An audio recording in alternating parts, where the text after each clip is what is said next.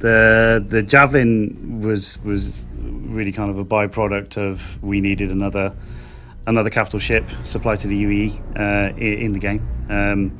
We already had the Idris. We knew it was going to be Aegis manufactured, so I kind of wanted to extend the style and aesthetic of the Idris into the Javelin.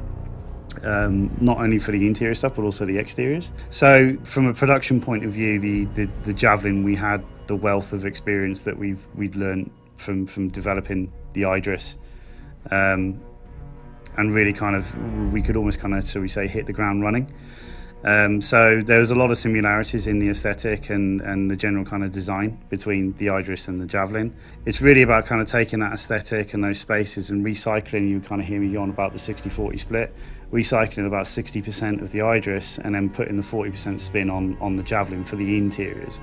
The exterior production wise is really a case of take what works on the Idris, the shaders and the textures and whatnot. The model is always going to be unique. There's kind of nothing you can do about that. But if I put the Idris next to the Javelin, like I say, the key result that I'm after is that they both look like they're from the same fleet. They're both from the same manufacturer, and really the production cycle of the Idris is pretty much the production cycle of the Javelin. They both go kind of hand in hand. When we started the Javelin, it was the first thing you have to do is the floor plan. We have to go through all the stuff that we need. So you've got the gravity drive, the reactors, mess hall, barracks. So you have to kind of think about these things from the ground up when you're planning the interior layout of the ship. And what I'm really pleased about with the Javelin is that we managed to get 3 concise decks kind of planned out. So if you look at the ship from the side, the lower decks are engineering. And it's kind of very hot and sweaty and a workman's kind of place, right? And then you hit the mid decks, which is habitation, and that's, again, it's no mistake. You kind of first class on a Boeing is up front. There's no engine noise and stuff. The middle of the Javelin theoretically would be the quietest area of the ship. So that's all kind of laid out correctly. And then you go to the top deck, which is the technical area. So you've probably heard me talk about like the archetypes before, which is technical, engineering, habitation and medical. If you look at any kind of section of the Javelin from any angle, you can see clear, concise breakouts of those archetypes. They've all got their place, like an architect's designed it properly, right?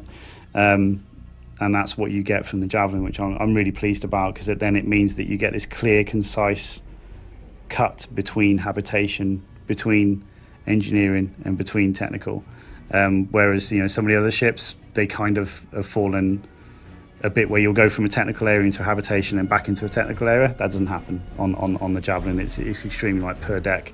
If one section of the ship gets damaged or goes down, it's very much like a huge cruise liner. So if that hull gets hit, it will shut itself down. So we've got these huge bulkheads with massive doors that kind of will just go, okay, you're out now, shut down, and then it's up for the engineer to start rerouting power. The Idris has this huge hangar that kind of runs through the center of the ship. The Javelin doesn't. It has like a very kind of small, almost like a utility hangar for a drop ship. It is cool though, the hangar, the best thing about the hangar is the floor. Dan ingeniously designed it. It pretty much kind of becomes the door. Essentially you have to land on a platform and then that platform lowers in, but that platform when it's up is actually the doors, quite cleverly. And when you're actually inside the hangar and you see everything kind of moving up from traffic control, it's pretty awesome. So the main differences between the Idris and the Javelin is we've obviously got the hangar space difference. It doesn't really kind of carry as many craft. It's not got its own utility vehicle, but it has got an awful lot of weaponry. The whole ship's pretty much kind of caked in turrets. And we've done this really cool thing on the back of the ship where the remote turrets that are actually on a track system. At the moment, when you're flying towards a ship, you kind of don't know if a turret's in operation or not, unless it kind of goes down inside the hull or something like that. And not a lot of our remote turrets do that. But what we've done is we put the whole turret on a track system. So when they're not manned, they rotate back and go to the back of the ship between the thrusters, so they're in the most shielded area when they're not being used.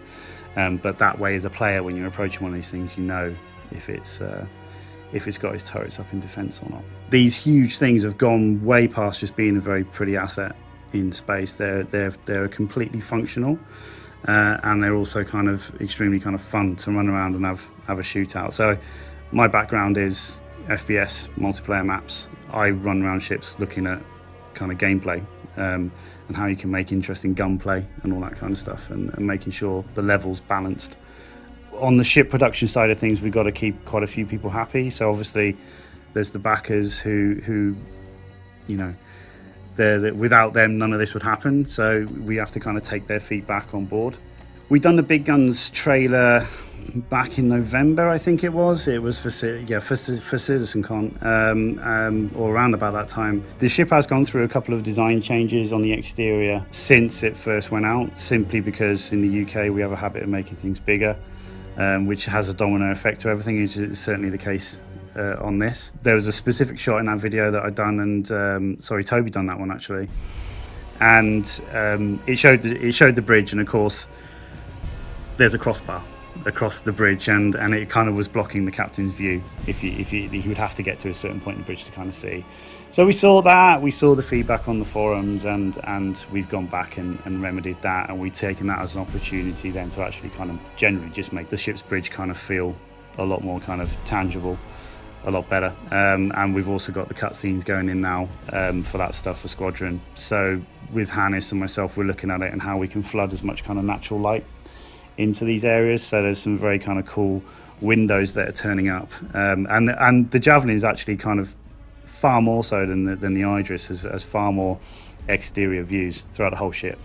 I've actually put quite a significant amount of man hours into it, not myself, but focus has shifted onto it, because we're at the point now where I pretty much kind of want to support design for the Squadron 42 side of things.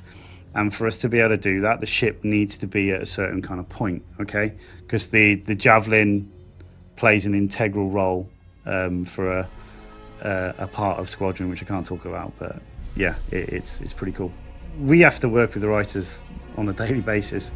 It's never as black and white as the writers will, you know, kind of write something, we make it. It's very much a kind of a 50-50 thing. There's a lot of backwards and forwards. So, you know, we may end up kind of blocking out a new area, and then that may kind of feed back into the script somehow, and into you know, the writers doing something far more creative than what I would originally have kind of thought about. But it also works the other way.